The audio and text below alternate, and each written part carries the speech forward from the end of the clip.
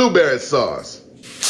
Eat your heart out, Joe Rogan. We're gonna start by taking this beautiful elk backstrap. Hit that with some olive oil as our binder. Then we're gonna make sure to labor packing, never lacking. Get that bad boy covered and smothered. Oh, that's the good stuff. Onto the smoker, 225 degrees for about 45 minutes. While that smokes, let's make our sauce. Blueberry, garlic, rosemary, beef stock, red wine. Simple and absolutely delicious. Go ahead and get everything into a pot. Let the blueberries break down.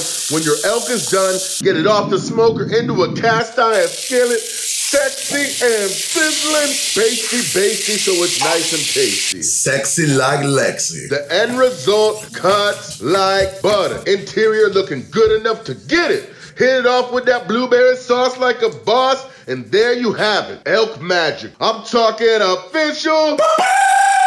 Like a ref with a whistle, baby. Wow, wow, wow. Bang, bang, flavor gang.